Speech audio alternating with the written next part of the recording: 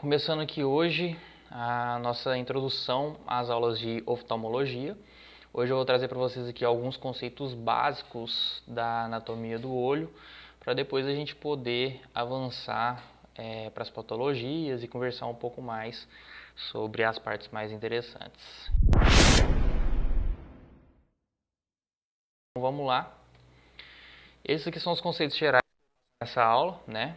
Cavidade orbitária, pálpebra, vias lacrimais, músculos oculares, toda a parte de anatomia do olho. Antes de começar, quero pedir para vocês se inscreverem e deixar um like nesse vídeo, caso vocês gostem do vídeo. E me contem aí nos comentários se vocês gostarem e se vocês querem continuação, se vocês querem que eu fale mais sobre esse tema, tá bom? Então vamos lá. Ela é composta aí por 7 ossos, né? Vocês podem ver aqui que está representado cada um por uma cor. A gente tem o frontal, aqui em cima é azul, que forma boa parte da cavidade superior da órbita. Aí a gente tem aqui embaixo o lacrimal, aqui do lado. A gente tem por baixo o maxilar, o zigomático, o esfenoide aqui atrás, o palatino, o etimoide, que são todos os ossos que vão compor aí toda a nossa órbita. É importante lembrar de todos esses ossos, tá bom? É importante lembrar essa estrutura da pálpebra para a gente conversar sobre algumas outras patologias mais para frente. Então, exemplificando aqui, a gente tem a pálpebra separada em duas partes, né? A gente tem a lamela anterior e a lamela posterior. Aqui na lamela anterior a gente basicamente vai ter os músculos orbicular, a pele e os cílios, né? Que fica aqui na parte mais externa. Na lamela posterior, que é a que vai ficar em contato com o nosso globo ocular, a gente vai ter aqui, nessa parte mais que tem mais contato com o globo aqui, que está representado numa linha em vermelho, que a gente tem a conjuntiva. Por dentro aqui nós temos o tarso e as glândulas de meibômios. E aqui a gente tem um pouco de transição mucocutânea, né, saindo aqui da conjuntiva para essa parte superior da lamela. E aqui a gente tem os orifícios das glândulas de meibômios. E aqui a gente tem também a linha cinzenta, que é representando aqui como se fosse a divisão dessas duas estruturas. Aí nós temos as vias lacrimais, muito importante aí para a gente estar relembrando. A gente tem que lembrar aqui que a gente tem esse aqui seria, no caso, um olho direito, né? Aqui o nosso nariz está aqui nesse caso. A gente tem aqui a nossa glândula lacrimal, que é onde vai ser produzido as lágrimas para fazer a lubrificação do nosso globo ocular. A gente tem aqui, nessa parte de cá, nesse canto de olho aqui, a gente tem 2 pontos lacrimais, um superior aqui e outro inferior aqui. E aí a gente tem os canalículos, superior e inferior, onde vai coletar, né, aqui essa lágrima que veio daqui, que passou por esse ponto, vai coletar e vai levar ao saco lacrimal, que é toda essa estrutura aqui. Depois do saco lacrimal, ela vai descer aqui para o canal lágrimo-nasal. Aqui nós temos os músculos oculares, então lembrar aqui quais são e para que eles servem, né? A gente tem aqui reto lateral, que é esse músculo, e reto medial, que está atrás, na mesma proporção desse músculo aqui, no mesmo direcionamento. Aí a gente tem aqui um reto superior, que é esse, e um reto inferior, que é esse. E a gente tem 2 oblíquos, aqui o oblíquo superior, que começa aqui, faz essa volta. E nós temos aqui o oblíquo inferior, que começa aqui, faz uma volta também e vai para lá. Então esses músculos aí são muito importantes, né, para ajudar na movimentação do nosso globo ocular. Então a gente tem aqui a inervação dos músculos, né? A gente tem que lembrar o seguinte, que quase todos os músculos aqui, eles vão ser inervados pelo mesmo nervo, que é o terceiro par cranial, que é o óculo motor, com exceção de 2. Aqui a gente tem o oblíquo superior, que ele vai ser inervado pelo troclear, que é o quarto par cranial, e a gente também vai ter o reto medial, que vai ser inervado pelo abducente, que é o sexto par. Falando um pouco agora sobre as túnicas oculares. A gente tem essa imagem aqui bem bacana aqui que dá para entender direitinho como que são essas túnicas oculares. A gente tem aqui uma túnica mais externa, que é muito chamada também de túnica fibrosa. Essa túnica aqui vai compreender o quê? A gente tem a nossa córnea e a gente tem a nossa esclerótica, que é a parte mais externa. Depois a gente vai aqui para a túnica média, que é a túnica vascular, que é onde está representado aqui em vermelho, né, que está o nosso coroide. E depois a gente tem a túnica interna, que é a túnica nervosa, que é essa túnica que está representada aqui em amarelo, que é a nossa retina. Uma estrutura muito importante aqui que a gente não pode deixar de falar é a córnea, né? A córnea ela é uma estrutura muito interessante porque ela aparenta ser muito fina, porém ela tem aqui várias camadas, né? E ela é uma estrutura muito interessante porque essas camadas se dispõem de certa forma em que essa estrutura ela fica transparente, né? Então, uma coisa muito importante dela é que ela tem propriedade de ser transparente e muito importante também que ela é responsável por 2/3 da nossa capacidade de foco. Então, isso aqui é muito importante a gente lembrar, ó, as camadas dela. A gente vai ter uma camada mais externa aqui, que é o epitélio, uma camada mais interna, que é o endotélio, uma camada bem grossa no meio, que é o estroma, e uma camada aqui entre o epitélio e o estroma, que é a camada de Bowman, e uma camada entre o estroma e o endotélio, que é a membrana de Descemet. Agora falando um pouco aqui da nossa conjuntiva, como eu já falei para vocês lá atrás, né, na primeira estrutura lá da pálpebra, a nossa conjuntiva aqui é uma das partes que fica mais ligado aqui, mais próximo à parte externa do nosso globo ocular. E ela é muito importante também porque ela delimita um limite do nosso globo ocular. Então, um paciente, por exemplo, quando ele coloca uma lente, ele nunca vai perder essa lente. Por quê? Porque o olho ele tem um limite até onde ele chega aqui. Ela pode até se perder aqui para cima, mas ela nunca vai entrar para trás do globo ocular, por exemplo. Então, a conjuntiva é importante. E a gente tem 3 tipos de conjuntivas. A imagem aqui não está tão nítida, mas dá para vocês entenderem pela diferenciação de cor. Aqui em azul, né, a gente tem a nossa córnea. E aqui, seguindo a córnea aqui, em amarelo já começa a conjuntiva. Então, em amarelo a gente tem a conjuntiva bulbar. Em vermelho a gente tem o fórnice conjuntival.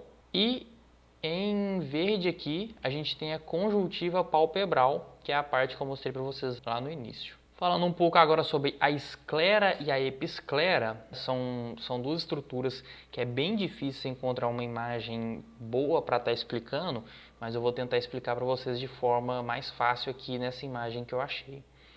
Então é importante lembrar o quê? A esclera ela não possui vasos e ela tem característica branca, né? E já a episclera, ela possui vasos. Então nessa imagem aqui, ó, prestem bastante atenção aqui que eu vou explicar para vocês. Quem não estiver entendendo, ó, essa parte aqui azul, ela é a nossa íris. Essa parte aqui meio transparente, ela é a nossa córnea. Lembra que a gente falou que ela tem propriedade de transparência? Então, aqui, mais ou menos aqui, seria a entrada da luz do nosso globo ocular, certo? Então, seguindo aqui a nossa córnea, a gente tem a nossa esclera, que é essa parte aqui bem branca, tá vendo? Vocês podem reparar aqui também que ela não tem nenhum vaso, ela é compacta, é uma estrutura bem branca, avascular. Já aqui na periferia, aqui bem no cantinho aqui, vocês podem ver que tem alguns vasos penetrando aqui. Aqui por cima já é a nossa episclera, né? E depois a gente teria aqui outra camada que não está representada, que seria a conjuntiva que a gente viu no slide anterior. Agora falando um pouco sobre a íris é uma estrutura muito importante. Por quê? Porque, primeiro, ela vai limitar a nossa câmera posterior e a nossa câmera anterior do olho. Então, tudo que está para fora da íris é a nossa câmera anterior e tudo que está para dentro da íris é a nossa câmera posterior. e ela é responsável por controlar a quantidade de luz que vai penetrar no nosso olho. Isso é muito importante. Então aqui ela tem dois músculos. Ela tem o músculo esfíncter parasimpático, que é inervado pelo parasimpático, que é esse músculo aqui com essas fibras redondas, e o músculo dilatador, que é inervado pelo simpático, que é esse aqui com essas fibras mais radiais. Então, quando a gente tem muita luz, esse músculo esfíncter ele vai se contrair e ele vai fechar para que entre menos luz. Já quando a gente tem pouca luz, esse músculo aqui dilatador ele vai se contrair e vai puxar aqui para que entre mais luz para que a gente possa enxergar. Agora falando sobre uma estrutura aqui muito importante também, o corpo ciliar. Vou tentar explicar para vocês aqui, para vocês diferenciarem ele aqui. O corpo ciliar ele é esse aqui, ó. Ele é composto por isso aqui, ó. Ele é composto por 3 partes praticamente. Então a gente tem aqui o músculo ciliar, a gente tem aqui o processo ciliar e a gente tem aqui essas fibras branquinhas aqui, que é o ligamento suspensor do cristalino. Então tudo isso aqui compreende o corpo ciliar. Por que o corpo ciliar é tão importante? Primeiro, porque ele tem um epitélio que vai produzir humor vítreo, que é o líquido que está dentro da cavidade do nosso olho. E a outra coisa que ele é muito importante é que ele faz uma função de foco. O que ele faz com o nosso olho? Isso aqui, essa estrutura aqui é o nosso cristalino. O cristalino ele tem a função de fazer o nosso acomodamento visual. Quando você está olhando para uma coisa muito distante, o cristalino ele está posicionado de certa forma que você consiga enxergar essa coisa nessa distância. Quando você está olhando para uma coisa muito perto, esse cristalino ele precisa se movimentar para que ele fique de uma forma que acomode a sua visão para visualizar com nitidez essa coisa que está perto, que é diferente de uma forma que você vê essa coisa quando ela está longe. Então, quem que faz isso? É o corpo ciliar. Esse músculo aqui ele se contrai, o processo ciliar puxa esses ligamentos, fazendo com que o cristalino ele tenha uma leve mudança e assim você mude a sua acomodação visual. Falando agora sobre o cristalino, que a gente já introduziu ali, né? Ele é uma lente biconvexa, transparente, avascular. E ele tem 1/3 de poder refracional, e os outros 2/3 a gente viu que era na córnea, né? E ele é muito importante porque ele está muito relacionado a várias patologias, como por exemplo a catarata. Se ele perde a sua transparência, ele está relacionado à catarata. E como eu já citei no slide anterior também, ele está ligado com a nossa acomodação visual. Ele é essa estrutura aqui, ó. Essa estrutura. Tá vendo? Lembrando aqui a gente tem o corpo ciliar, aqui a gente tem nossa íris, aqui a nossa córnea, aí aqui continua com a esclera e aqui todas as outras estruturas. Agora falando aqui de uma estrutura mega importante, se não a mais importante, né? A gente vai falar um pouco sobre a retina, que é essa parte de dentro, mais interna do olho, né? A retina ela tem 10 camadas e várias células. Porém, tem 2 células que são as mais importantes, que são os cones e os bastonetes, que estão representados aqui nessa imagem aqui, ó, cones e bastonetes. Então, qual que é a diferença entre essas 2 células e por que elas são tão importantes? Os cones, eles estão localizados mais na fóvea, que é o centro da retina, né? Mais ou menos por aqui. Neles, a imagem é formada com maior nitidez, pois são estimulados pela luz mais intensa. Então, quando a luz entra aqui no olho, ela bate mais aqui nesse ponto, com mais intensidade. Então, essas células, os cones, eles estão acostumados com esse tipo de situação, luz intensa, e com isso eles conseguem uma imagem com maior nitidez. Já os bastonetes, eles estão presentes mais na periferia da retina, então seria mais assim, mais aqui, e ele vai auxiliar na visão noturna, fazendo discriminação entre diferentes tonalidades, então um cinza mais claro, um cinza mais escuro. Por quê? Lembra que quando a gente tem pouca luz, a nossa íris ela vai abrir para entrar mais luz? Pois é, se ela abre aqui para entrar mais luz, se a gente está num ambiente escuro, a pouca luz que passa aqui, ela consegue ter mais acesso aqui a essa região aqui onde estão os bastonetes. Então os bastonetes são células mais especializadas nesse tipo de situação. E aí tanto os cones quanto os bastonetes vão identificar esses estímulos, traduzir para sinais, né, e mandar para os neurônios para que a gente consiga entender aquilo que está sendo transmitido por aquela luz, por aquela imagem. Então aqui a gente tem uma imagem aqui de fundo de olho, né? Quem usa óculos, algum exame no oftalmo já deve ter feito esse exame. O médico coloca lá uma máquina bem próxima do seu olho, onde ele consegue ter essa visão aqui. Essa visão aqui a gente consegue ver aqui a fóvea, que é mais ou menos o centro da retina.